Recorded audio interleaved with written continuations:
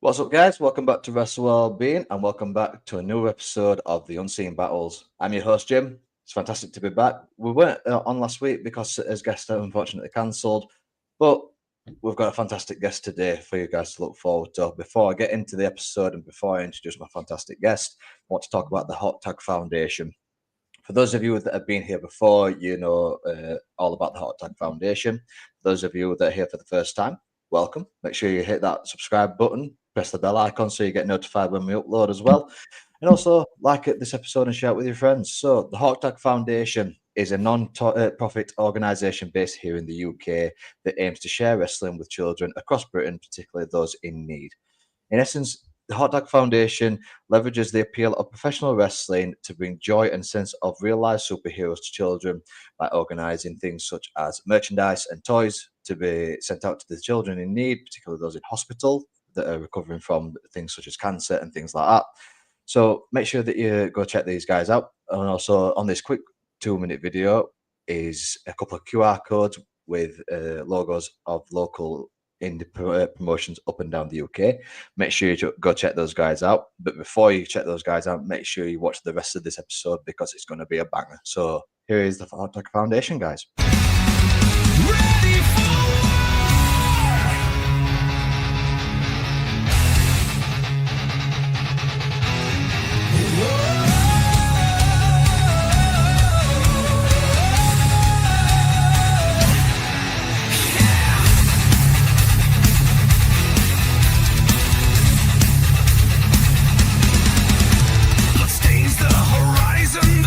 turning red, steel claws of vengeance awaken the dead. The silence is shattered, the battle drums roar. We march through the ashes, we're ready for war.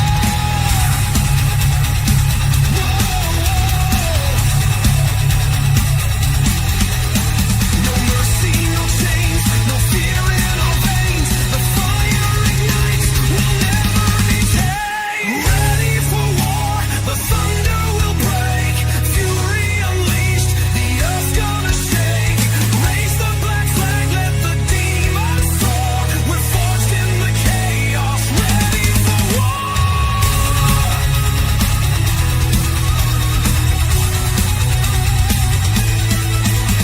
The wolves are howling, the night's closing in. A blade in the darkness where shadows begin. The weak will crumble, their cries fade away. We stand in the inferno, we'll never obey.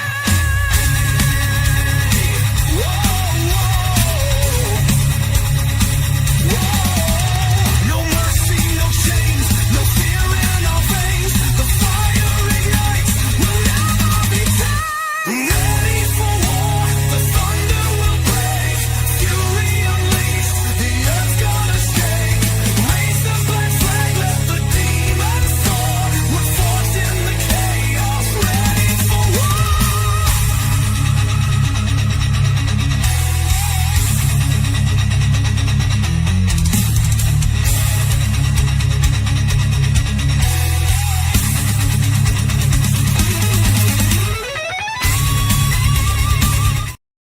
So there we are, guys. Make sure you go check out the Hot Tag Foundation along with all those fantastic local indie wrestling promotions.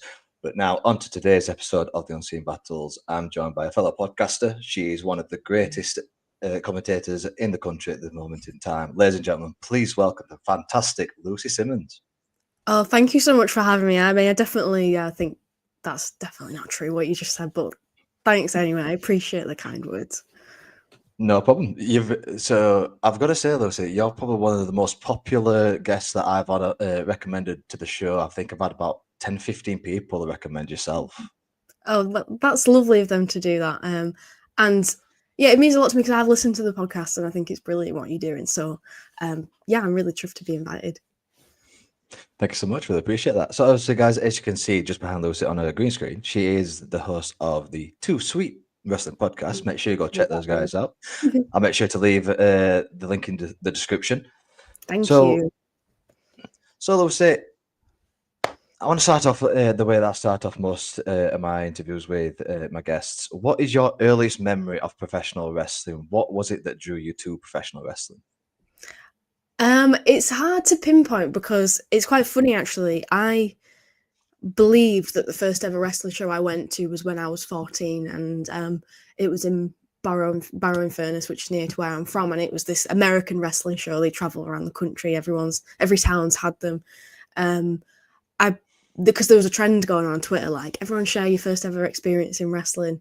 So I posted this picture, and my mum, who's no longer on Twitter because she's now on Blue Sky instead because she's cool like that, but she replied being like, "No, this is wrong. Your first wrestling show was when you were 5 years old," which I can't lie and sit here and say, yeah, from that very moment, I was passionate about wrestling because I don't remember it at all.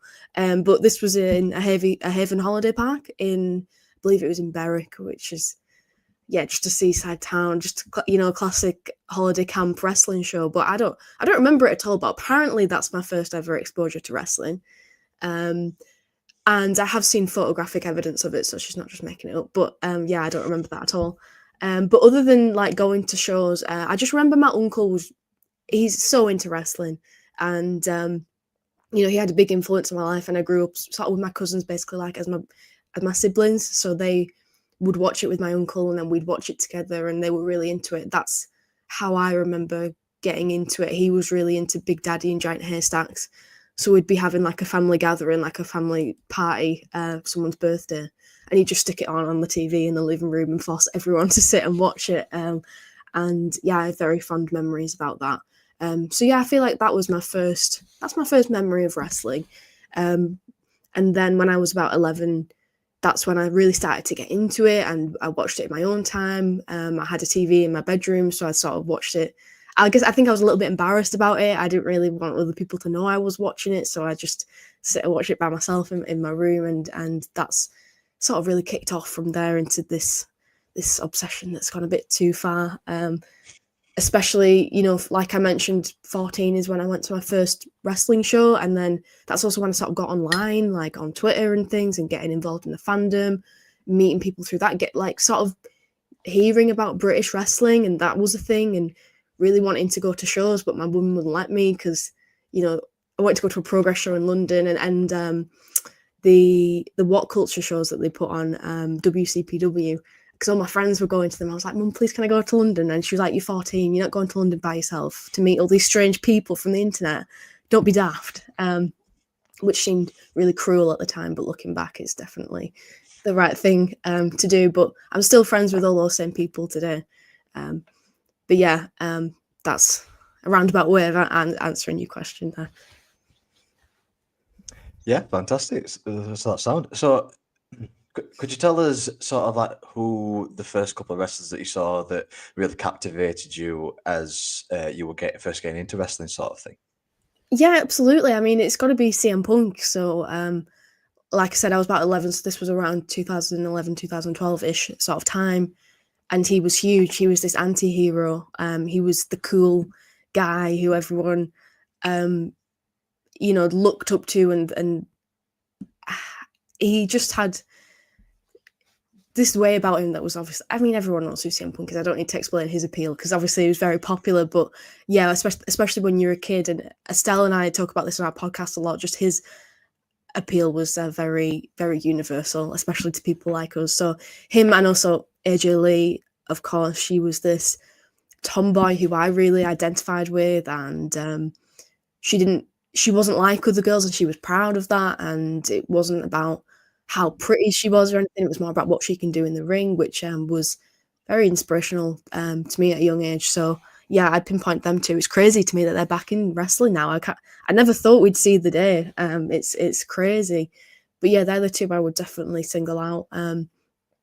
Also Layla as well, because she was a British female wrestler, which sort of told me, okay, so someone from this country who's British can actually go and do this on a huge stage. So and who else? I've always really loved Roddy Piper as well, and just watching his promos just because of the way he's larger than life and just the best heel ever.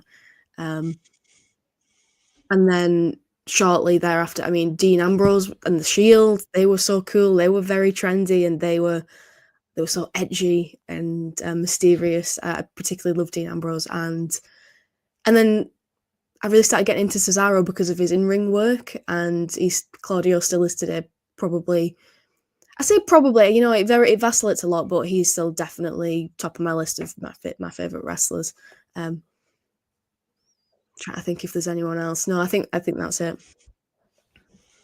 Yeah, no worries. So, how many complaints did you get from your neighbours when AJ returned on Friday? Oh my god. Yeah, I mean, it was so heavily rumored, wasn't it? So it wasn't really. It's a shame today with the internet and things and the way things proliferate that it wasn't really a surprise. But I still didn't believe it. I didn't believe it until I saw it. Yeah, crazy stuff. It's definitely a double-sided coin with obviously social media, as you say. Back when I first started watching wrestling, which is like very, very early 2000s, sort of like late 1990s, you didn't have the spoilers of social media. So having those huge returns was a real shock sort of thing. But yeah. Obviously, you mentioned Dean Ambrose and Claudio Castagnoli. What do you think the possibilities are of them coming back to WWE? I think for Jon Moxley, big fat zero. I think he is so happy in AEW, and I think that comes across in his in-ring work. He can do death matches. He can do long-winded stories like the Death Riders, and he seems really happy to do that. At the end of his run as Dean Ambrose, it was so goofy, which some people liked, and I get that. It's totally fine. Everyone's got individual tastes, but he didn't like that. You can read his autobiography. He hated that.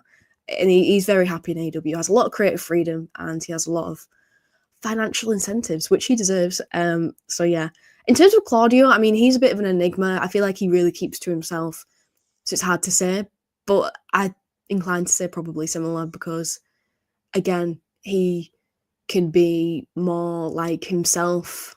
He's not billed as like a foreigner. Oh, we hit foreigners, don't we, guys? That's WWE. That's what it was like. It's not really like that now, but you know what I mean. But yeah, I think Claudio does some amazing in-ring work, and he gets to face some of the best in the world. Not saying that he wouldn't do that in WWE, but he was very much trapped in, I don't want to say the mid card, but he still is in AEW. He's not world champ, but it's different. It's hard to compare. I feel like they're not really comparable, but I mean, I support them whatever they want to do in their career. But I do think Claudio's move to AEW especially was so. I was very excited for him, and that was very fitting. I feel.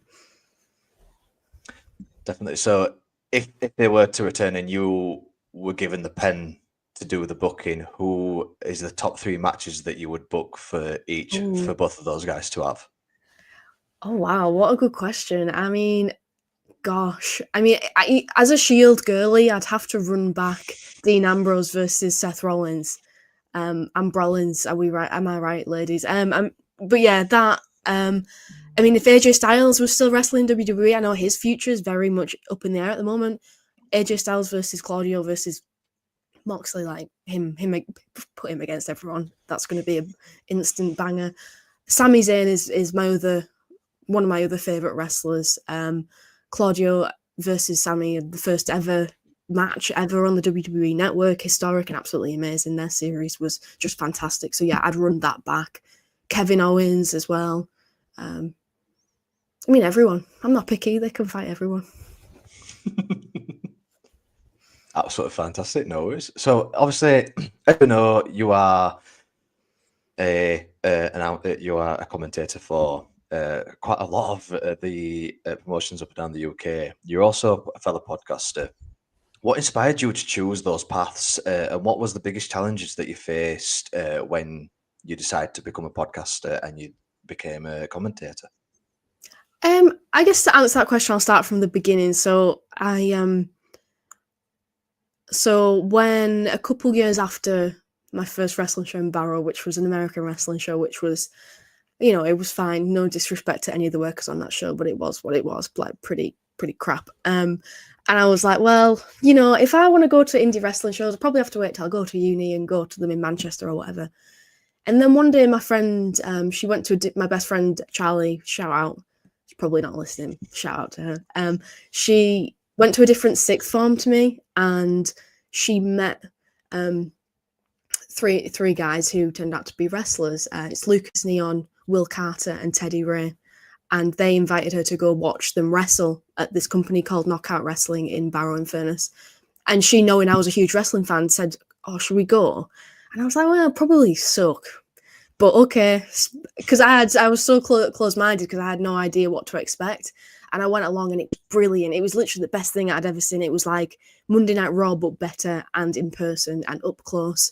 And I was just absolutely blown away by it. And I couldn't, to be quite frank, I couldn't believe the quality of the matches I was seeing. And these guys were so young. But also there was older guys. There was a real mix of styles, and it was really storyline driven, which I wasn't expecting. And that's what really inspired me to reach out to the guys at Knockout Wrestling and say, well,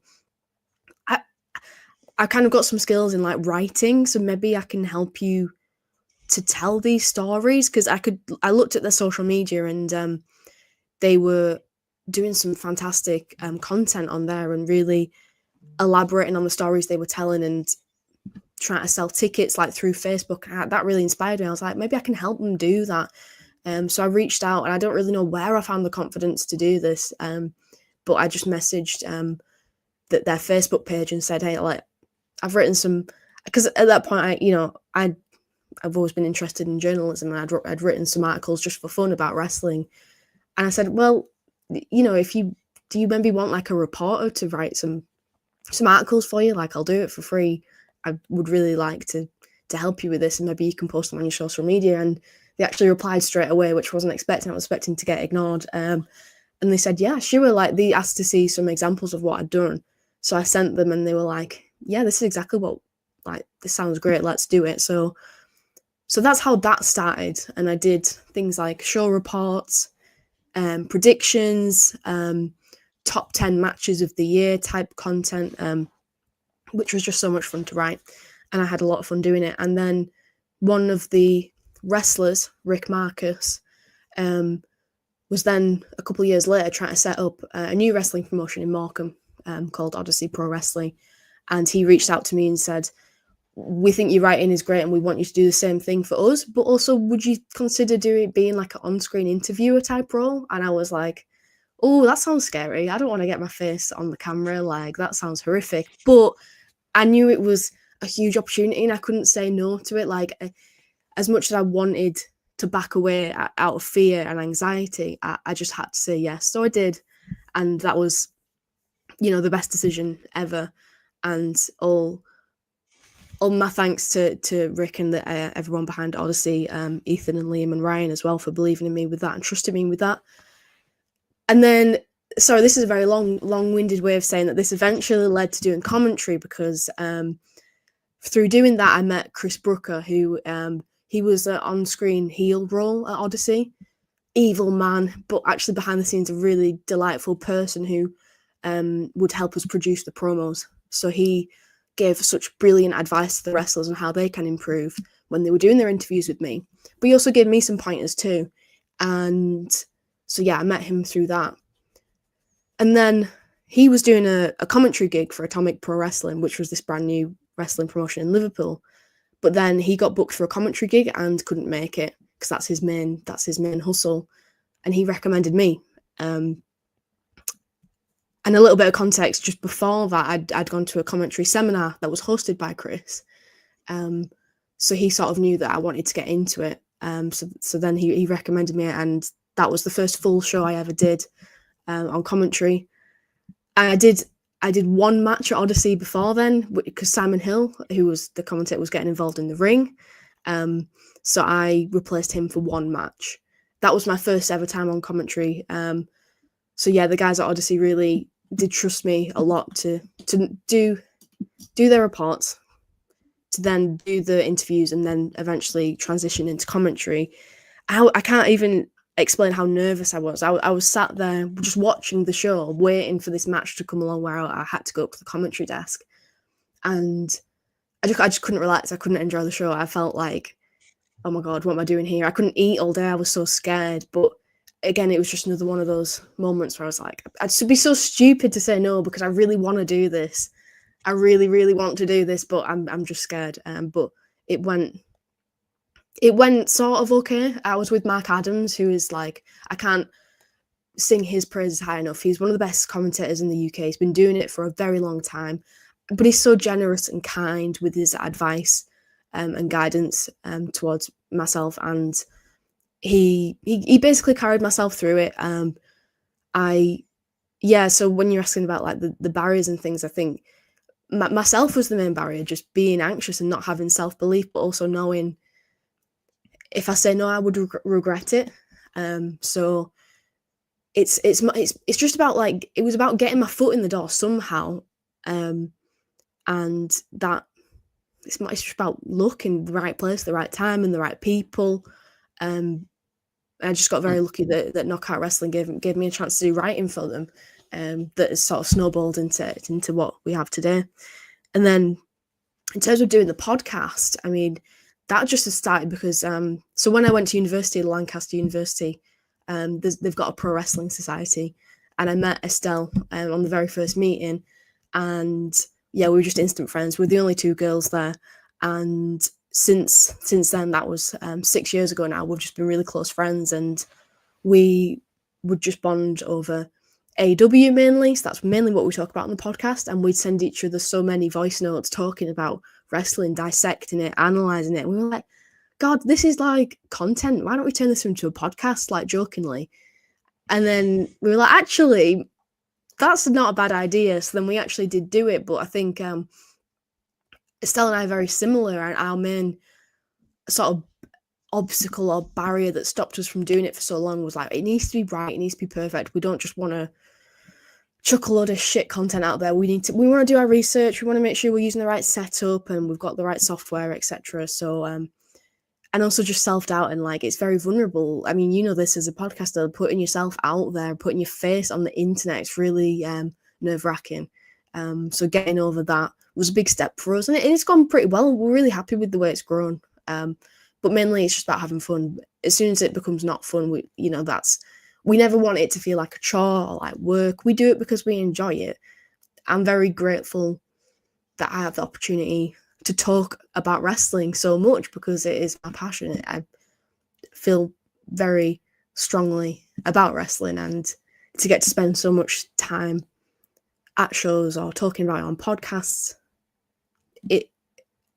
it's amazing. I'm very grateful for that opportunity. I hope that answers your question. Absolutely. As I said before we came on the stream, you can ramble on as much as you like and everything like that. So yeah, I really appreciate you opening up that much, Lucy. But yeah, just going back to what you said, obviously, about you becoming a writer. Obviously, when you're getting into that mindset of writing, say, if you were to write someone's match, if you were writing a feud, if you were writing a promo, what sort of steps do you take to prepare yourself mentally to get into that character sort of thing in order to get the point across for that storyline? Yeah, I mean, for me, I'll do predictions for a Knockout Wrestling show, and I'll prepare by just sort of like reading their social media and like what story points they're putting out, because I know that that's the most important thing, because they want to get it across. Make sure I've got them clear in my head, and then look back on my notes from the last show, make sure I understand what has happened. And then, I mean, with predictions, it's quite funny. I don't really have a plan. I just sort of start writing and see where it takes me. I never really know like who I'm going to predict until I get to the end of the paragraph. I'm like, yeah, I think that makes sense. And then with writing up the show reports, I try to take brief notes. They always end up really long, but during the show, I'm just sort of noting down key moments of the match. I think that's been a key thing for me to learn. Like, okay, no one's going to sit and read this if it's too long, so I don't need to include every single detail. And yeah, it's just about like, okay, what are the key story beats of this match that people will actually be interested in reading? So yeah, and I always try not to be too critical. I'm never critical, because I do write these Knockout Wrestling reports, and when I did the Odyssey reports in kayfabe, so as if it is a real sport, and I'm just writing what has happened. I'm not saying, I thought this match sucked. Not like any of them do suck, but you know what I mean? It's different to the podcast. On the podcast, Estelle and I are very much just being honest and saying what we thought from a fan's perspective. Is the story working? Is it not? The reports are very different because they're going out on the wrestlers, the company's pages and such like. So it's more of a marketing piece. So I'm conveying what was good about the match, what I liked about it, what like I've already said, the characters, the storylines, etc. So yeah, and just trying to be positive, also trying to make it entertaining, be a little bit funny if I can, although that doesn't really come naturally to me. But yeah, that's basically it really. But it's a lot of fun. It is time consuming. I don't use AI tools. Get that out eventually. I don't use AI because I hate it. I think it sucks. So it's a good brain workout. I really enjoy doing it. I really do enjoy doing it. Definitely, it makes it a hell of a lot better when it is something that you enjoy. Like you say, you don't want to make it into work because then it just becomes sort of like strenuous sort of thing. Exactly. So obviously, as you mentioned, when you were recommended to be the commentator for the event, what sort of went through your mind when you were first approached by the company? What was that like? I guess I just sort of thought, are you stupid? Like, what the fuck? Like, you not got anyone else? Like, honestly. But to be honest, I was just like, I haven't done a lot of this, so why are you trusting me with this full show? But I was so grateful, but I was also like, oh my God, what are you doing? Like, this is not a smart business decision. But no, but this is literally like the self-doubt that was going through my mind, like, okay, I don't know if I'm good enough. I'm gonna say yeah, because they've asked me and I really want to break into this. This is my biggest opportunity. So I can't say no. But I was so scared. Like it wasn't even just, oh, I'm a little bit anxious. I was petrified. And I couldn't even, I don't know, I just couldn't picture myself doing it. But I did it. I mean, I got through it. I can tell myself in a situation like that, what's the worst that's gonna happen? I'm not gonna die. You know, I'm not gonna die. So just do it. And I'm so glad that I did. It was with Chase Alcala, who was, I mean, he was commentating at the time, and he got back in the ring right at the end of that show, and it was a whole thing. He like jumped away from the comms desk and jumped in the ring and attacked someone. It was great. But very grateful to everyone at Atomic for taking a chance and booking me. I've done pretty much all of their shows ever since then, which was 3 years ago, I think, bar maybe one or two. I'm so grateful for them. They're just fantastic shows, and they have a great atmosphere. The fans are very passionate. The stories are great. The matches are just amazing quality. So yeah, I'm definitely very, very lucky to be involved there and everywhere else. Definitely, love, definitely. So before we get into the Instagram questions, myself and my friend Liam over at the Magical Wrestling podcast, we've been contemplating the idea of doing sort of like a fantasy booking tournament sort of thing. And then we've also been throwing around the idea of doing like a top 10 list, like a 4-way top 10 list. Would that be something that you'd be interested in doing? Oh yeah, absolutely. I love anything like that. Anything like a top 10 list. Oh, love a list. Love a good list. Yeah, absolutely. That sounds brilliant. Fantastic. We'll have to see if we can get that sorted. So, yeah, moving on to the Instagram questions. We've got two from our very good mutual friend, the vegan athlete, Mr. Holloway, who asks, how important do you feel telling a story is during commentary? Oh my God, it's the most important thing. As far as I'm concerned, to me, it is the most important thing. For me, that's what wrestling's all about. It is about stories. I think that's why I like wrestling, is because it's like it's just a perfect mix of like soap opera drama and like reality TV drama mixed in with amazing athleticism and the unpredictability of sports. So I think that rarely will someone get hooked on wrestling because of the in-ring action. It's usually because of the characters or the story. And I think that, yeah, on commentary, that's kind of, to me, one of the, I have three main things that I think commentary is for, like number one being tell a story, number two, get the wrestlers over, and number three, be entertaining. So yeah, I think that telling a story comes first. And even if it's like, oh, it's an exhibition match, there's no story going into it, there's no reason why they're fighting, there's no championship on the line, it's not in a tournament, whatever. There's always a story in a match. It could be, oh, he's injured, how is he going to come back? Oh, he's working his leg. How's that going to impact the match? He's a hometown hero. Or she's bigger than she is, there's simple little things that are in every single match. So yeah, thank you, Holloway, for that question. To answer it, yes, it's very, very, very important. Definitely. And Holloway's other question, I think this might be a bit leading, but he asks, who's your favourite vegan wrestler? Anthony Getzky. Well, thank you so much, Holloway, for your questions. So we've got a couple from a very, very good friend of ours, a very good friend of the show, Steve Grimshaw. Massive fan of Steve. Thank you, Amazing Steve. referee, one of the best referees in the UK, if you ask me. There you go, guys. Make sure you go check out Steve Grimshaw. So Steve first asks, how has launching your own podcast impacted you, i.e. has there been changes to the way people interact with you or the way you approach a show? Not really. I don't think it's had, well, I don't know. People might think of me differently, but if they do, they haven't expressed that to me. A lot of people ask about it and how it's going, and people are generally very supportive and want, wish me all the best with it. I think that just doing the podcast and knowing that I have to talk about, we do Dynamite reviews every week, and pay-per-view reviews, and we also do like sort of off-topic things, like random sort of topics that we just feel like we want to talk about. Our last episode was about the working class roots of wrestling, which is a really interesting discussion. So I would say that doing that has made me more actively watch a wrestling show, if that makes sense. So I'm noticing more things. I'm sort of paying more attention to the details because, well, I have to talk about it. I don't want to look stupid when I'm talking about it. You know what I mean? And but that has made me approach, everything.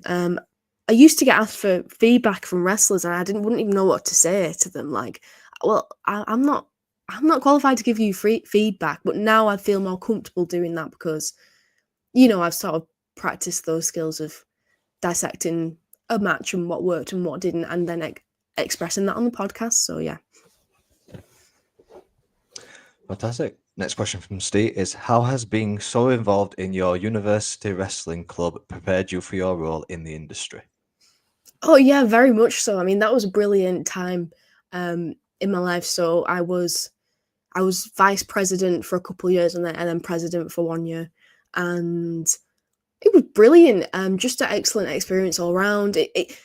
I'd say, like, even just general employability skills I'd learned from there gave me a lot more confidence. Just to be able to go in a room with a load of wrestling fans.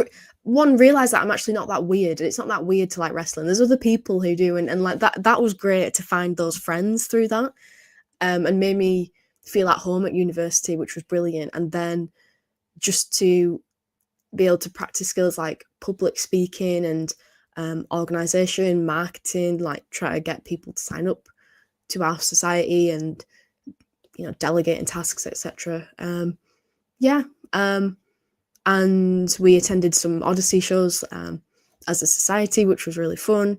It was a really great experience, and it's still going strong. Lancaster University Pro Wrestling Society, they come to most Odyssey shows and they're the loudest people in the room. It's going stronger than it was when I was there, which is brilliant to see. So a big shout out to all them. Yeah, big shout out to those guys. So next question from Steve is there an urge to take on any other roles within the industry? I have been asked this a few times. I sort of struggle with it because I love doing commentary, and I find that challenging enough. I don't really enjoy being on camera and having to look at my own face. So that's why I don't think I've ever. I was gonna say I've never wanted to be a wrestler. That's a lie. When I was a kid, I did definitely want to be a wrestler. But then I sort of realised, okay, I do actually have transferable skills here. Let's use those instead of going and beating myself up in a wrestling ring. I don't really have a desire to be a wrestler. I've been asked in the past if I'll be a manager or a ring announcer, and I'll never say never to those things, but it doesn't really appeal to me for the reasons I've just said. I don't really fancy the pressure of being on a live microphone. That sounds horrific. It's just too much pressure. And I said this in conversations with Steve about him being a referee. Like, it's a lot of pressure. You got a lot of things on your plate, a million things to think about. So definitely could not be a referee.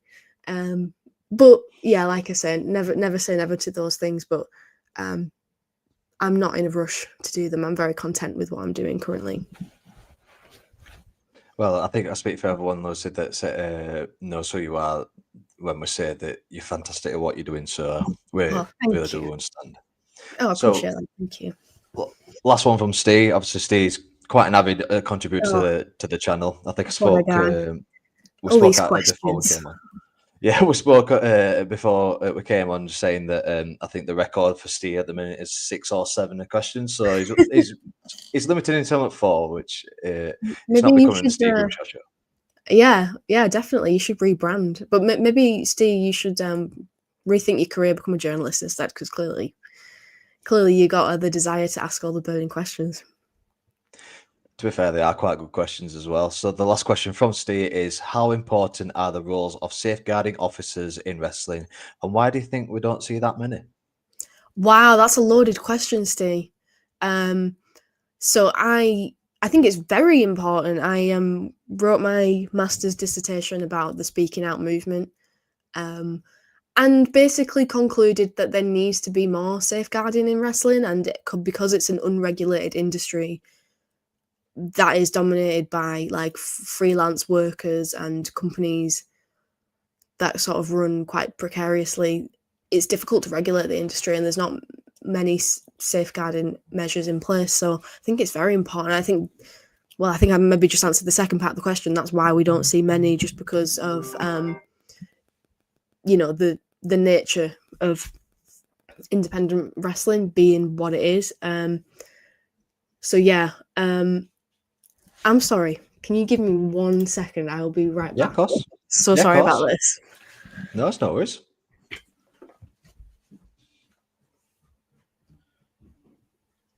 So Lucy, just be a couple of minutes, guys. If you want to send any questions in the comments, let us know. Liam, I do understand what you're saying. Who's doing the interview? You or Grimshaw? It is me that's doing it, mate. But like I say, Steve likes to get involved in the show. I'm back. I'm sorry. Just had to run downstairs. But yeah, I think I've answered your question there about the safeguarding. I would love to see more. Yeah, more safeguard. I do think that since the speaking out movement, there has been more. I think that you can't understate like the steps that have been taken since then, but it's still not really a completely safe industry, unfortunately, for anyone really. But I don't know. It's hard to explain, but yeah, I think a lot more companies are taking it seriously now, but there's always steps to be taken in this. But unfortunately, it'll probably never be achieved just because it is so unregulated. I hope that makes sense. Absolutely. So we're going to be. So we've got a question from our friend Liam from Magical Wrestling, who asks, "Do you think you would interview wrestlers on your podcast?" Yeah, that's something that Estelle and I would love to do, but that goes back to us being perfectionists, and we're sort of like, I mean, you've got a very nice professional setup for this, which is great. We do it on the free version of Zoom, which is fine when it's just the two of us, but we're a bit cautious about inviting other people on, because we want it to be as smooth as possible for other people. But yeah, it's definitely something we really want to do, is branch out into doing interviews, and not just with wrestlers, with anyone involved in wrestling. So yeah, absolutely. I mean, I would definitely recommend using StreamYard. Even the free version is really good for people that are wanting to use podcasts. So yeah, I'll send you the link for this, and hopefully you can get started with that. Thank you very much.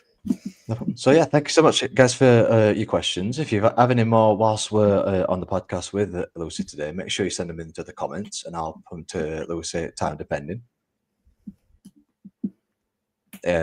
Friendly. So Liam from Magic Wrestling has also said that he'll jump on a podcast with yourself and stuff. So excellent. you got your first guest there. Excellent.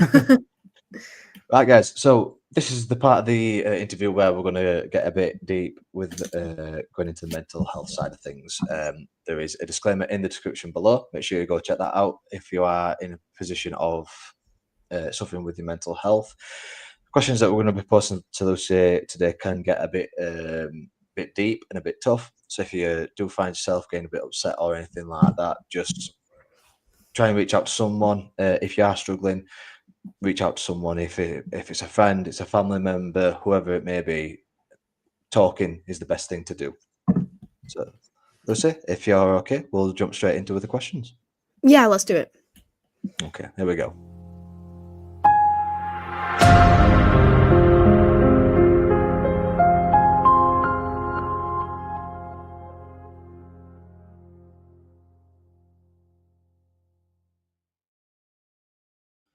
So, first off, Lucy, as we know, the wrestling industry, it's known for its intense travel, high pressure environment, and a very demanding schedule. Has this adjustment to that lifestyle affected your mental health at all? Yeah, I will say yes. I do. It is exhausting. It is exhausting. My schedule, I'd say it is busy, but it's not overwhelmingly so busy. But sometimes it will play out. Maybe I have 2 shows on one weekend or something, and it's just exhausting, really. And I try my best. I know what I'm like. I know that I can get burnt out and I can get tired, and that can lead to, other sort of symptoms and like not pleasant sort of emotions and things. So I try to be understanding to myself, like, okay, I've had a really busy weekend. I'm quite lucky in that my job, I can work from home if if I've had, like, this week, for instance, I did a double header for Catch on Sunday, and I knew as soon as that was in the calendar, I'm going to be knackered on Monday. I need to work from home that day. So I'm lucky enough that I can put that in the diary to sort of decompress. But to be honest, I will say that the impact it's had on my mental health, like doing wrestling, has been more positive than negative. Even when I'm really busy, I enjoy being busy, and it gives me a sense of purpose. I mean, I'll give you an example. Like a couple of weeks ago, I had just the worst day at work, the worst day at my office job ever. It was terrible, and I felt awful. But I didn't let it get me down because I had a wrestling show that night.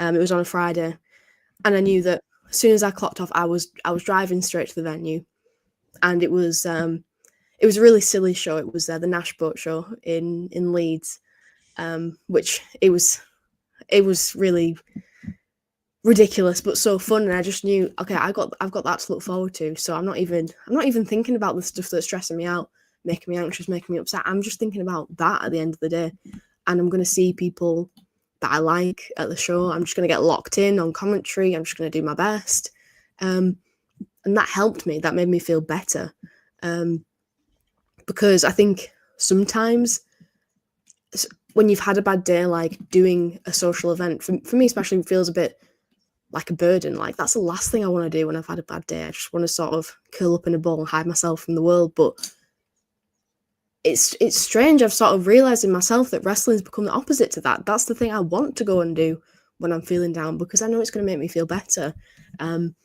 So yeah, certainly grateful for that. And when my schedule isn't busy, sometimes to try and avoid burnout, it's very lucky in that sometimes I can go on holiday and things, and really try and switch off, force myself to not go on my phone, which is hard. Force myself not to watch wrestling, which is hard. But really try and disconnect. But then, that's great, and I usually do feel really refreshed. But then I also sort of feel like, what am I worthless? Am I a worthless piece of shit because I don't have any bookings right now? And it's a horrible mindset, because it's like, no, I know I'm not. Don't get into that. But that's kind of where my brain goes. Like, I don't know what it is about my brain that makes me want to be productive constantly. So if I'm resting, I know I really need a rest, but it's like, you should be doing something right now. you should be being productive. You should be preparing for your next show. You should be trying to get a next booking. You should be studying some matches or whatever, or like cleaning the house. Something stupid like doing laundry. It's like I can't just sit there and rest. So when I do, I'm kind of like, I don't like this. It lowers my self-worth. So yeah, that's, I guess, like being outside of the cycle of doing lots of shows does make me feel a bit sort of like I've lost my purpose. But then it's double-edged sword, because if I'm constantly doing shows, then I'm exhausted and I'm risking getting burnt out. So it's, you can't win. You just can't win. But ultimately, I would say overall, being involved in wrestling has probably improved my mental health. Fantastic. So yeah, like you mentioned, it's sort of like a bit of imposter syndrome, really. Obviously, Oh, you don't 100%. want to burn yourself out, but then also if you allow yourself to have any time just to yourself, you feel as though the imposter syndrome kind of takes over. So obviously, if you feel comfortable sharing this, we do appreciate it. If not, then just let us know. Was there a specific or significant moment or struggle with your mental health that you can share with us at all? I'd say I've always been acutely aware of mental illness, and because my mum is a mental health nurse, and she went into that line of work because of family history of mental illness, and that inspired her to do that, which is very inspiring, and she's an incredibly strong person. But yeah, because of that and the mental health history in my family, both sides of it, it's always something I've been aware of since I've been a kid, even when I didn't really understand what it was. If I'm not really sure about the science behind this, but I think that does mean like I'm genetically predisposed to probably having something a bit wrong with me, because it's on both sides of my family. And just since I was a teenager, I do remember just feeling really moody, really down, and like for no apparent reason, not wanting to isolate myself, or lashing out, being distant from people. And as I've sort of grown up and I've sort of learned about myself, sort of realized, well, it's just science. It's a chemical reaction in my brain, and it doesn't really need a reason to happen. It just happens sometimes. You don't really have any control over it. It's sort of a little bit like, I don't know if this metaphor is suitable, but maybe like getting a cold, like certain things can trigger it.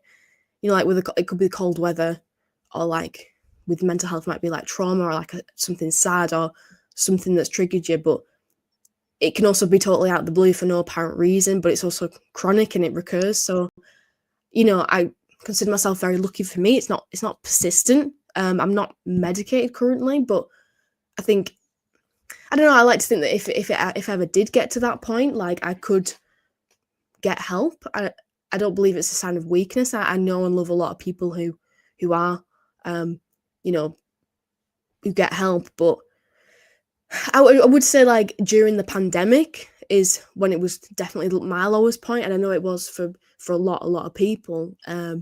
Definitely compounded by I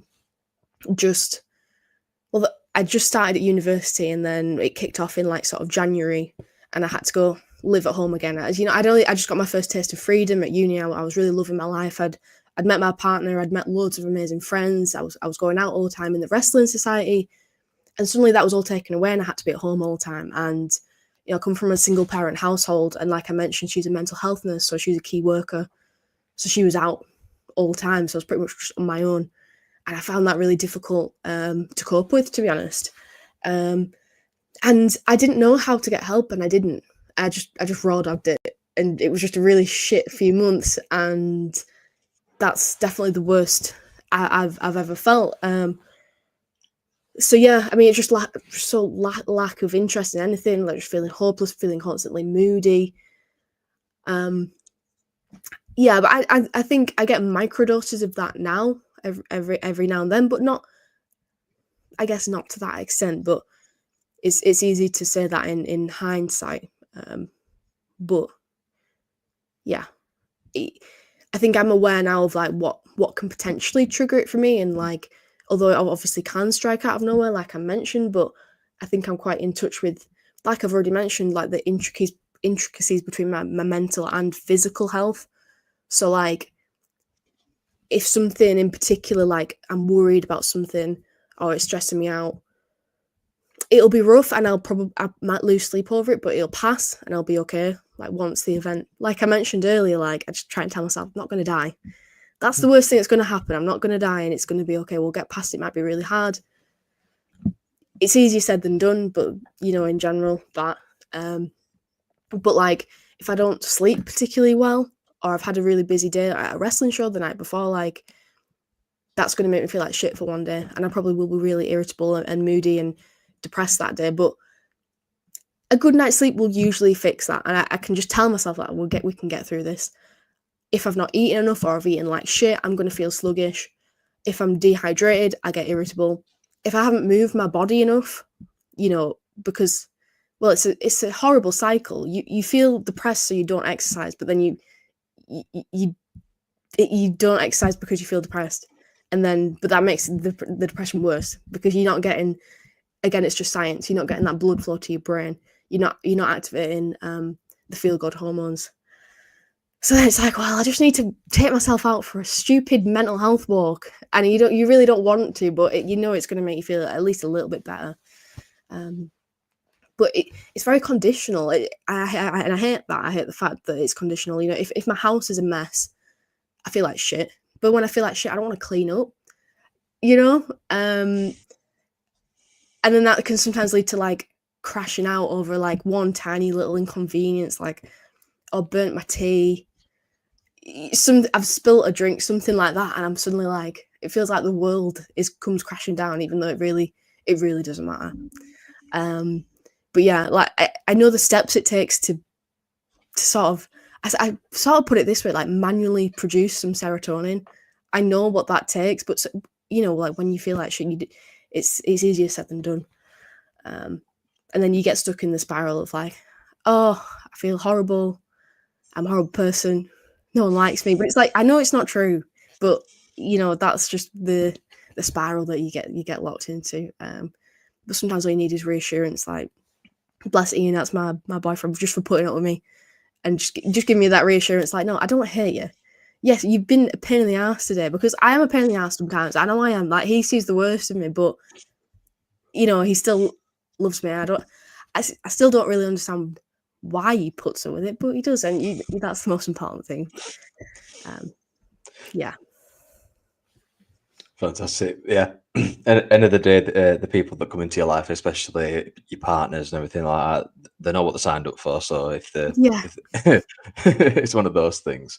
So obviously, as a commentator and as a podcaster, if you're either about to do a show or you're about to do an episode of your podcast, if you are particularly having a bad day, if you're having like a mental health breakdown, what sort of steps do you use to sort of just get through that show or be able to do that episode sort of thing, just to help you get through it? For me, I usually tell myself, why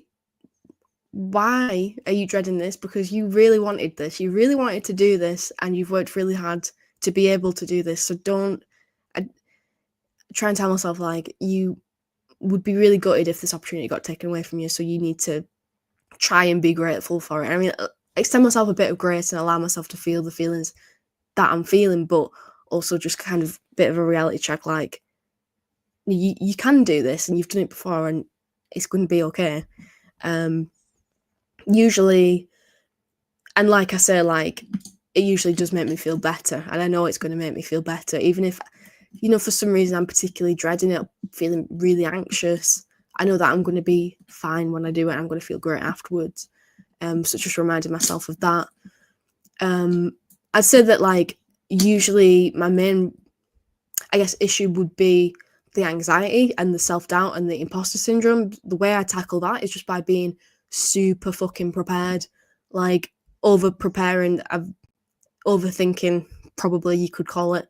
But that's kind of how I tackle things. Is like, I can't control everything. I can't control what's going to happen at the wrestling show, but I should control, or at least try to control what I can. And what that is being prepared. So that to me means making quite detailed commentary notes. Or if it is like I talked about earlier on the podcast, like making sure I'm pretty locked in when watching Dynamite and taking notes. Although that can be difficult at times when I don't want to complain about sitting there and watching wrestling, but getting home from work, it's been a long day and you sort of just want to zone out.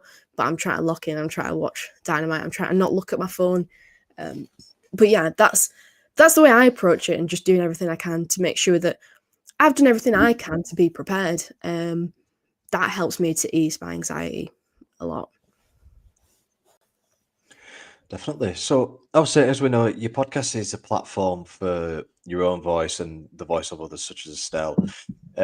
How has the act of creating and hosting the conversations that you have impacted your personal health journey? I mean, I would say that I love Estelle so much. She's one of my best friends, and we understand each other so well. And we're more sympathetic towards each other than we are ourselves. So, one of us might have had a really rough day, or we might be feeling ill, whether that is physically or mentally, and we can sort of openly say to the other person, well, actually, I'm really struggling. I don't think I can do the podcast this week, and I'm really sorry. I feel terrible about it. I really don't want to let you down, and I'm going to try and push through. But then the other person is, and this goes both ways. The other person's like, what? No, don't. I've got it. Or it doesn't matter if we skip a week. It's not the end of the world. It's just a podcast. Like, no one is going to kick off at us because we missed 1 week of the pod. Like, don't worry about it. I think that's helped me to become more in tune with just sort of understanding my own personal boundaries, and like, okay, yeah, sometimes I kind of know my limits. Like, yeah, sometimes I feel crap after work and I don't really want to do it, but I do it anyway. And like, because it's not that serious. I'm maybe just being a bit lazy, and I feel great afterwards. I've had a great conversation with Estelle. We've had a laugh, and it's been really fun. And I'm like, oh, I'm so glad I did that. Whereas I'll give an example. Last week, I think it was last week, it might have been the week before actually, when we were both so sick with the flu, and I feel like we'd sort of worked ourselves, sort of worn ourselves out, and we've been really run down because we were doing too much, like both in the wrestling world and our working lives and also our personal lives. And we were both, that manifests itself physically. We were both just too ill to do the podcast. And then it's like, okay, this is an example of when you shouldn't push through it because your body's sending you a message like, you need to rest. That's pretty much the only time I will actually rest and sit there and do nothing, because that's what my body's telling me to do. That's the only time I will actually probably properly rest. But that actually sort of reminds me of a thing which I think is quite interesting, and I'm not sure if you or listeners might be familiar with this concept of the different types of rest, which I think is definitely worth thinking about and talking about. Sorry, I'm just going to close my door because my dog's barking. That's all right. Yeah, don't worry about it. He's got excited because Ian's just got home. So yeah, right. So there's 7 different types of rest, and this concept really changed the way I approach my life in general. I think it's really important. So there's physical rest, which you might think, oh yeah, obviously physical rest, sleeping. But it's not just that, it's also like active recovery. So like if you are an athlete, if there's any wrestlers listening to this, like getting a massage, like stretching, like making sure you're warming up and things like that. Yoga, like a gentle walk instead of a really hard workout. So that's like beyond the obvious. Like, oh, I'm tired, I just need a good night's sleep. That's not always going to cut it. And then that leads into the other types that you might not think about, that I definitely didn't think about. So there's emotional rest. So that's like being safe to feel your emotions fully. So that might be going to therapy or just talking it out with a really trusted friend and crying it out, letting it out. It's all right. Feel your feelings. Don't bottle them up inside. That's what emotional rest means. Mental rest, which sounds like it would be the same as emotional rest, but it's not. That's more like, lighten the mental load. So like, switching yourself off after work, doing something relaxing with your brain, maybe like doing a puzzle or something. So you're still like keeping your brain active, but it's not something that's stressing you out. There's also social rest. Now, this is a big one for me as an introvert, someone who is naturally socially anxious and very shy. But it's not just about like having alone time, although that is important to me, but it's also spending time with people you feel psychologically safe with, and also who energize you, so people who have a positive impact on you. And I would say that Estelle is definitely one of those safe people to me. So yeah, and sensory rest. So that's, I mean, in today's world, that's so important. The screens everywhere, your phone's always pinging. You might always have your earphones, and I'm definitely guilty of that. But that's about like just turning off the screens, and might be just going out for a walk, not having your earphones in, and just listening to nature and things like that, and just not having that constant sensory input, because that is really exhausting. And being comfortable in silence.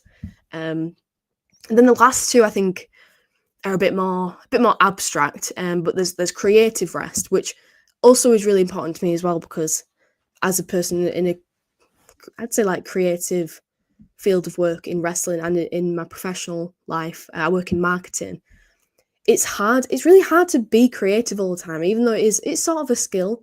But if you never give yourself to the chance to rest and gather inspiration from other sources instead of constantly creating yourself, then that's when your best work comes out of it. So that for me means like going to a museum, for example, or going to the theatre, like appreciating art and just like creatively, like I'm inspired by other people. And then the last one is spiritual rest, which is a bit difficult. I'm not a religious person, but if you are, that can mean, practicing your religion. And my mum, for instance, is really into like crystals and things like that. That could be a spiritual form of rest, just like connecting to something maybe a bit beyond yourself. I don't know what this means for me. I haven't done that bit of self-reflection yet. I don't really know what that is for me yet, but maybe meditation. I do think that meditation is excellent, but it's not something I do as much as I should. But yeah, I'm just going off on a massive tangent, but I do think that as a concept, the 7 types of rest is really important to understanding yourself. It's like, I feel exhausted, but why? Like, what is it of my needs am I not meeting right now? Definitely, but definitely think that obviously explaining those 7 types of rest is definitely helpful to people that are watching that may not understand what they could be. So I would definitely really do recommend appreciate that. people Google that, because I probably haven't explained it in the exact right way. That's just from memory. So definitely Google it and read up on it if you're interested, because yeah, it's a full ass theory and there's full things behind it. So it'd be explained a lot more better than I just did. But yeah. So definitely make sure you go check that out, guys. So next question for you, Lucy, is what is the most profound or unexpected thing that you've learned about your mental health from being a young child to obviously the young lady that you are now? Oh, that's a good question.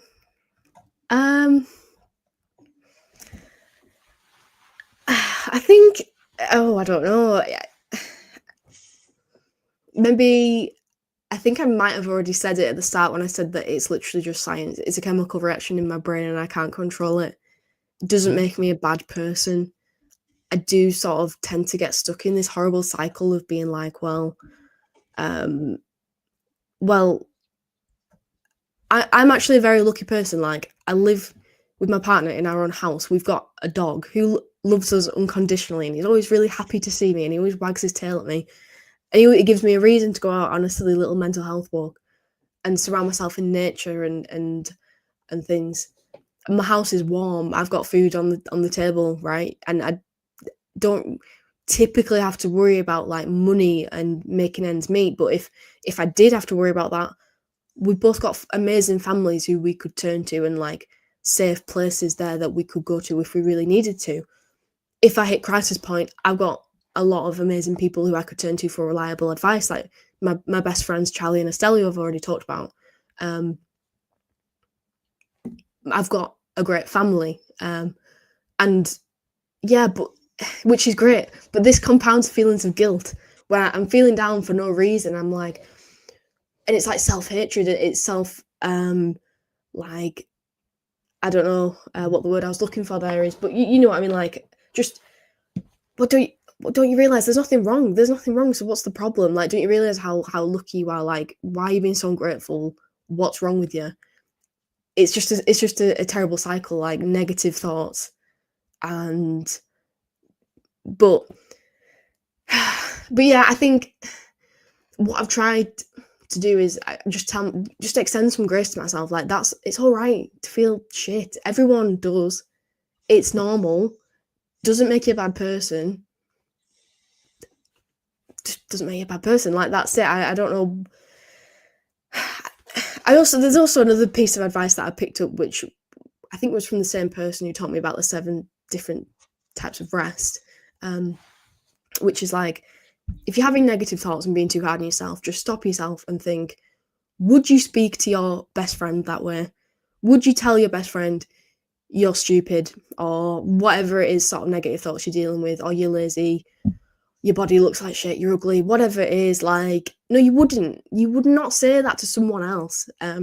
So why do you say it to yourself? I think that was a really good piece of advice. It's easier said than done, of course. But yeah, that I would say, like, it hasn't stopped those negative thoughts for me, but it's made me stop sometimes and just think, well, just stop being so harsh.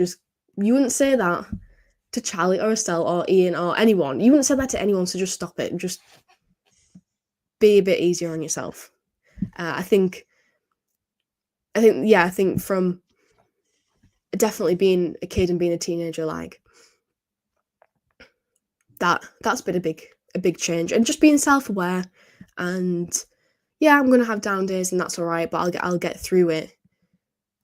In hindsight, I can say that, but when you're in the middle of an episode, it's really hard to come to grips with that. But yeah, I think I'm done answering that question. Yeah, no problem. So then, has there been a moment in your career so far that you felt like a major triumph over your mental health struggles at all? Possibly a time when you felt truly strong and resilient? I'd say that doing it in the first place was a big one of those. Doing commentary for the first time, definitely was one of those moments for me. And even though I was petrified and the anxiety was causing me sleepless nights and I couldn't eat, like, I got through it and did it, and felt very proud of myself for that.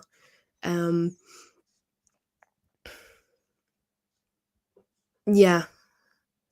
And what else? I think also, just trying to think of, like, examples and things, but I've done so many. It's just every time I go to a new promotion, to be honest, it's like, oh, I'm really nervous about meeting this person. I'll not even actually a particular person, but, you know, like, these new people or this promoter who I've never met before, or going to a new venue. Oh, I don't know where everything is. What if I don't know, like, what if I embarrass myself or something like that? Overcoming that every time is a milestone to me, I think. Also, as well, I did a little interview thing at Rev Pro this year, a couple of months ago, in Wolverhampton, and that in itself was huge for me. I was so scared. Another one of those times where I was like, you will regret this if you say no, so you better just go and do it, no matter how terrified you are. So I did, and we did this interview segment, like, outside with the fans. Just, like, it was very off the cuff. I wasn't prepared for this. Like I said, I like to be very prepared, and I do like to know things in advance if possible. And it does tend to throw me off a bit when things are unplanned or things go wrong. But it was one of the guy who I was working with was like, there's fans lining up, should we go and talk to them? That might be good content. And I was like, yeah, hell yeah, let's do it. It's all about faking it till you make it. That's the message I can send to everyone listening to this. You really got to fake it till you make it. I was like, yeah, oh yeah, I'm well up for this. I was terrified. I'm a really socially anxious person. The concept of walking up to a fan and saying, do you want to be interviewed for our content, was horrible. But I didn't really give myself time to think about it. I was just like, yeah, I'll do it. I'll just do it. Let's just do it. So we did, and it actually turned out really well. And all the feedback I got from that was, you seemed so confident. Like, I've never seen you so confident. I was like, yeah, I don't know what happened. It's like this demon took over me. Maybe not a demon, because that seems bad. Like a good demon. And it was just like, okay, I just got to act. This is basically just acting, and I've just got to do it. It's going to be more embarrassing if I back out of it. Maybe that's where it comes from, just like not wanting to embarrass myself. I've got to own it. I've just really got to own it. I don't know. But yeah, and I did it, and it turned out fine. So I didn't die.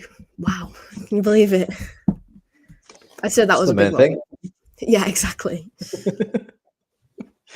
Fantastic. So, yeah, obviously, from your unique perspective as a commentator and as a podcaster, what changes would you like to see the wrestling industry make to better support mental health of not just its performers, but also staff and the fans?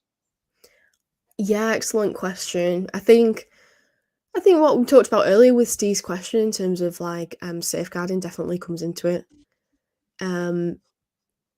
Just ensuring that there's a named person that people can go to if they feel unsafe for whatever reason or they're struggling with their mental health. Someone who ideally is like mental health first aid trained, or is qualified in some way to deal with issues without it becoming too much of a trauma for them, because we don't want to traumatize other people. We're putting a lot on them. So like a qualified person who can deal with issues as they arise, who people know they can turn to. Ideally, both of those, like two people of a male and a female, like just so that people feel completely safe. And also, I think things like the Hot Tag Foundation are fantastic. Initiatives like that and just talking about mental health is great. And your podcast enabling wrestlers to be open and honest about their struggles, and not just wrestlers, like everyone. But for me, I think representation is so important. Seeing a big, tough wrestler who plays a character being vulnerable and saying, actually, I struggle sometimes. And MJF has done this on TV, and many wrestlers have done it. AJ Lee, amazing autobiography. Read that if you haven't. It's fantastic. These people are so strong on TV, and they're like these superheroes, but actually they have lots of struggles behind the scenes. Eddie Kingston is a fantastic example. But then, the fact that they can be open and vulnerable about it and they struggle makes it okay for other people to struggle, and normalizes it, starts really important conversations. And yeah, talking about Eddie Kingston like reminds me of I think it was an interview or something he did for, I think it was Suicide Prevention Day recently. He said something like, let me just find it 1 second. I've got it on this document. Because this is what I do. I like to over prepare for things. Oh yeah, right. So he's basically said, even if you feel like no one cares, at least one person does, right? There's always one. You might not have any family, or you might feel like you don't have any friends, but if you go, someone's going to feel the impact of that. It could be anyone, and you might not expect it, right? It could be. He told a story of it was a guy who was a regular, I believe at like a bar, and he'd come all the time, and they'd see him like every week, but he felt alone and he felt like no one would care, and he committed suicide, sadly, and everyone in the bar was deeply impacted by that, because they saw him every day. It was like a familiar face to them. So even when you feel like it's not going to affect anyone, it doesn't matter. No one loves me, or whatever these negative feelings are. It's going to impact at least one person, and there's going to be a ripple effect. If you hurt yourself, it's going to hurt them, and that's going to hurt the people who love them, etc. So don't ever feel like you don't matter, because you do matter. That's the message that Eddie Kingston put across, and I thought that was so powerful, and it's a very simple way of putting it, but that from anyone is powerful, but especially from him, like this tough guy who has wrestled so many death-defying matches, is very, like a macho guy, to be so open. That's more powerful. I think that's really important in wrestling, that it is vulnerable and it is diverse, and there's humanity in it, and it's not just invincible characters, because it's all right it's all right to struggle. And I think that I really admire, like, for example, Roman Reigns. So the leukemia battle that he's gone through, it extends to physical health as well as mental health. Someone like Tony Wright, who has surgery, who has scars from open heart surgery he had when he was a really tiny baby, and he's talked about this quite publicly, and people have gone up to him and said, "Hey, my child's been through the same thing. It's really inspirational to see you on this platform being a wrestler, and it gives me hope for them in the future." So I think that there's a lot of power in representation is basically what I'm trying to get at. And I feel like wrestling, that's why I think the Hot Tag Foundation is very good in its mission in that, because there's a lot of power in what wrestling can do for people. It can inspire people. But yeah, on a like a, what's the word I'm looking for? Sort of like institutional level or like industrial level, I think that there just needs to be clear guidelines in place for people who are in crisis to turn to people within organizations. But yeah, it's a great question. I'll probably think about it a lot after this and think of other things I want to say, but yeah. Yeah, absolutely. So as we start to wind down, what does strength mean to you now as someone that's being so open about your mental health? I think, mental resilience and mental strength is just like having, I guess, the self-belief and also the knowledge that things have got better before, so they will get better this time. And things might seem a lot worse than last time. You might have gone through a really traumatic event that you think you're never going to recover from. And everyone says that time is a healer. It doesn't always feel that way. But I think just having the power to continue is important. And it's okay to meet yourself halfway. It's all right to feel like crap and not want to do things, but sometimes just getting out of bed is challenging. But maybe you can, for me, I can just tell myself, I just little baby steps. Okay, I can get out of bed, I can brush my hair, I can get dressed, and I'll feel better. It's minimal things, but I do feel a little bit better for doing that. Like I mentioned, just like a little walk or just going outside or sitting outside for a little bit of fresh air on your face. I mentioned before, like, you feel like crap because the house is a mess. The house is a mess because you feel like crap. This cycle. But maybe you can start small, like put one thing in the bin. That's what I do. Just little things, like just being kind to yourself. And I think the meaning of strength is just to have the self-awareness to know that, and also the self-forgiveness. Like, oh, I'm going to make mistakes, and maybe I'm not going to achieve everything I wanted to today, but that's okay. It's okay. And try not to get trapped in that cycle of I'm worthless because of X, Y, and Z. Like, actually, I might feel better tomorrow, so let's just wait till then, and then we can tackle this. Definitely. So what is the ultimate message you hope to leave with your audience regarding mental health? I hope that everything I've said has resonated. So I'd say try and understand the link between your brain and your body, because they are definitely interlinked. Understand when you need rest and what type of rest you need, and try and honour that. It's hard because everyone's got work commitments, family commitments, and sometimes it's not possible to rest, but there might be little steps you can take to do that. I told the Eddie Kingston anecdote. Don't ever feel like you don't matter, because you do. And the obvious one, but I think is the hardest one, is talk it out with people. Seek help. People care. People want to help. It might not be, you might not feel safe for whatever reason, maybe talking to your family, but it could be, I don't know, it could be like there might be something through work that you can do, for example, or perhaps you can join a community group, go into your GP seeking that clinical help, or, joining a community online, for example. It might be a fandom that you're in, like wrestling, for instance, where you can join a conversation, make friends through that, and seek support that way. There's always, I think, sometimes when you're feeling down, you don't want to connect with people and you want to be isolated, but actually seeking that connection is what is going to help.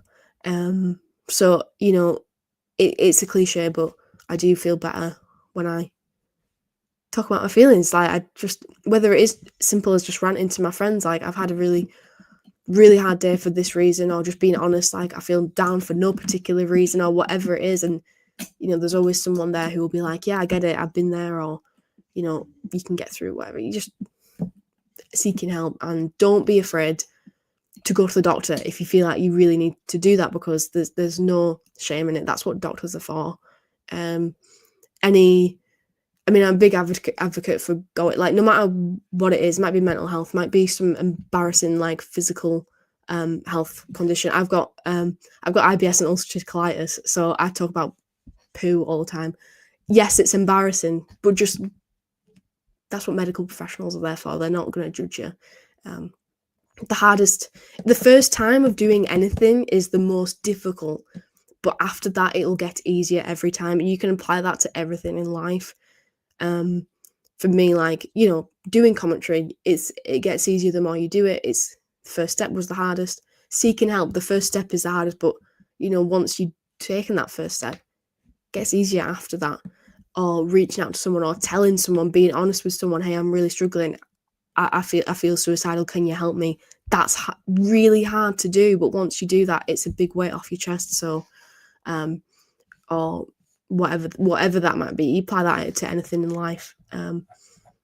So, yeah, and also, I'm nearly finished, but also sort of related to that is there's never going to be a right time to do something, and I need to practice what I preach here, because I'm really guilty of this. I know full well I probably need to go to therapy or counselling or something. I'm like, yeah, I will at some point. I don't know. Now's not the right time. But that's an excuse. But you can apply that to anything in life. There's never a right time to do something. I actually learned this from Rick Marcus, who is he's a personal trainer. I used to work for him doing his marketing and things.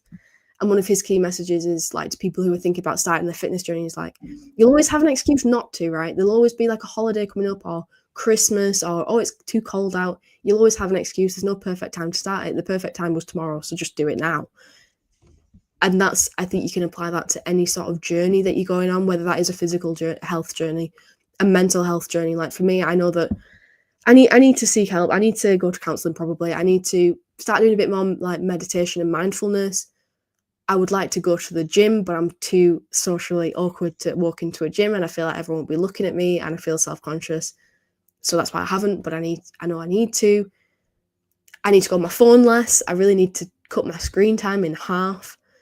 But then I'm just like, it's not really the right time. I'll do it next month. I'll do it tomorrow. I'll do it next week, whatever. There's never a right time, and you'll always have an excuse.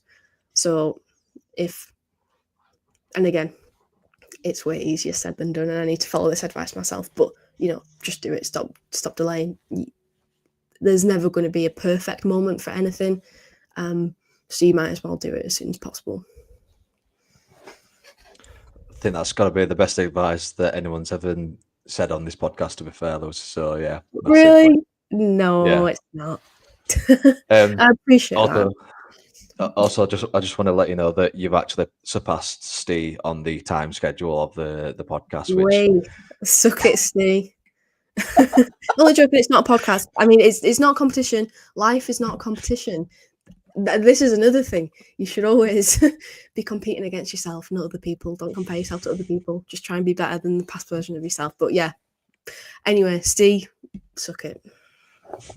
I think that's basically been the response I've been getting from anyone that when I said to them, "Oh, you've surpassed the person with the longest time," or "You've surpassed this person that we know," they're always like, "Yeah, suck it." It's always really competitive. It's really funny. Wrestling is like that, isn't it? It's very competitive in nature. Definitely. So, obviously, we're coming to the end of the episode today, Lucy. I really do appreciate you coming on and sharing your story and sharing your mental health journey with us today. To end the episode, we always try to end it on a lighter note, just because obviously it can get quite a bit deep talking about mental health. Can you please give me your Mount Rushmore of wrestling? Oh my god! Like, we're talking wrestlers, just wrestlers in general, all time. Yeah. Oh, that's so loaded. That is incredibly loaded, man. I mean, it's so hard because. The first person that I pitched this question to was Steve Dean, the referee, and when I asked him it, he nearly had a full-blown meltdown. Yeah, I understand why. Because I feel like there's certain categories for me, like general wrestling in general. Can you name the best 4 wrestlers of all time? I'm like, no, because there's different categories, there's different criteria. Like, are we talking, is it men or women? Because that'll change it. Is it to do with in-ring work? Is it to do with mic skills? Or is it just all around? Is it current? Is it past? I'm waffling because I don't know. I'm procrastinating answering the question.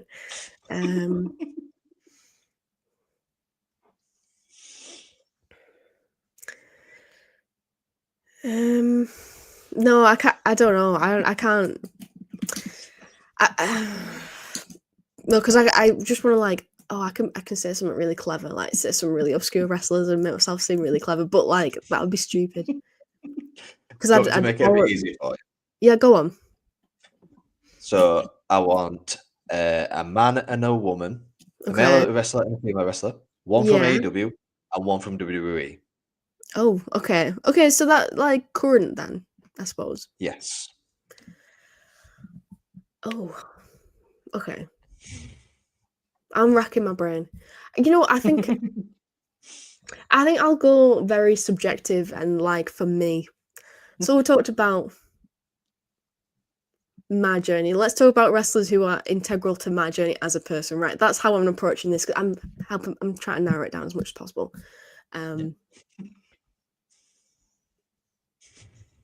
Oh shit! You can see the cogs turning in my brain. I'm gonna have smoke coming out of my ears in a fucking second, lad. Nah, this is too hard. You know what? I'm just gonna say Sami Zayn, AJ Lee. They're the 2 best in the WWE roster, and I don't care what anyone else says because they probably disagree. Don't care. It's my Mount Rushmore, not yours. And then it's a tough choice between Jon Moxley and Claudio, but I think I'll say Jon Moxley just for overallness.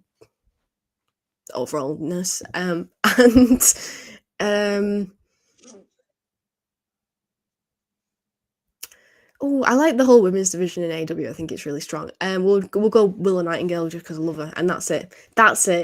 That's my subjective current, and we're dividing it between AEW and WWE and women and men, and yeah, and that's it. And that's basically my current favourites, and yeah.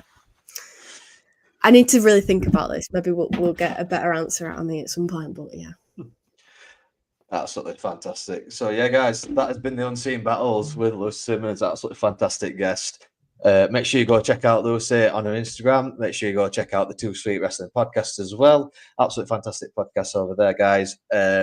So, Lucy, I like to let the guests finish the show. So, if you've got anything you'd like to plug, obviously your podcast, if you've got anything you'd like to say to people, any advice you'd like to give to anybody, and then I'll end the stream.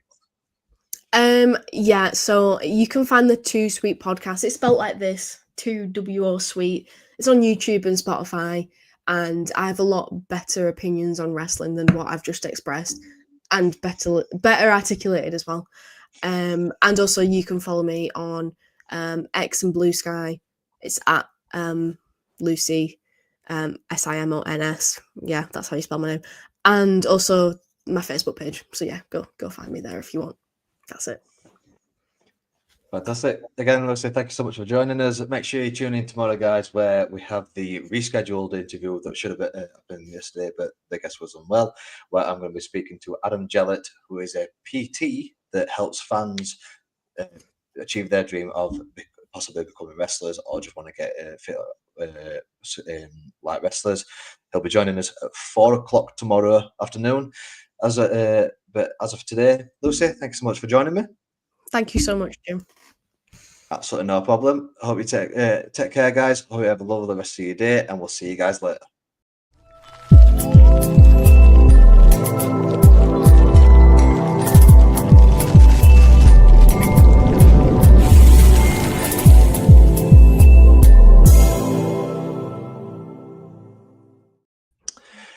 I was